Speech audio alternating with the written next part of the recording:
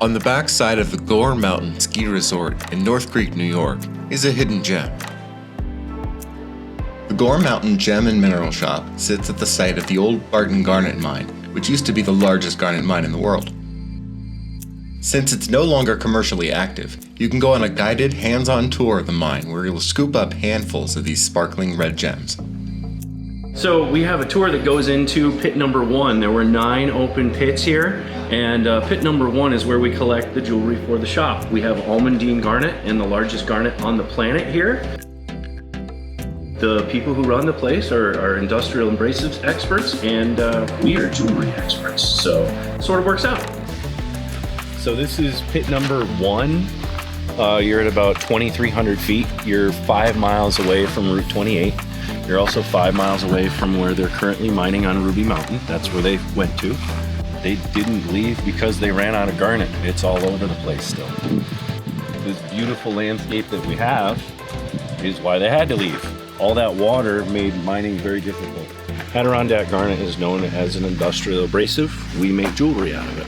And you would need the big layers that don't have any flaws, cracks, inclusions to make the jewelry. And this is one of the few places we can find them. So I find them, Mom makes shiny things. Adirondack garnet is particularly tricky because it comes out with a hardness on the Mohs scale of an 8.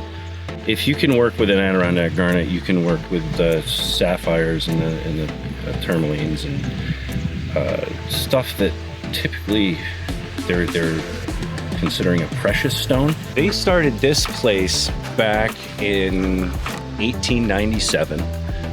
It was horse, carriage, pick, shovel, no dynamite even.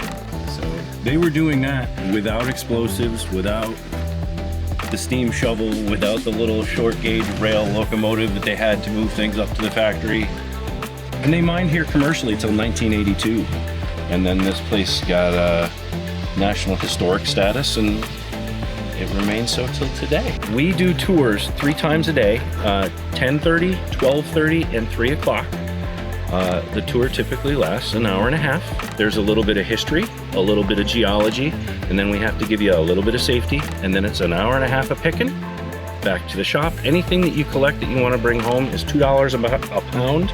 The whole thing, it's digging for treasure. It's fun. So,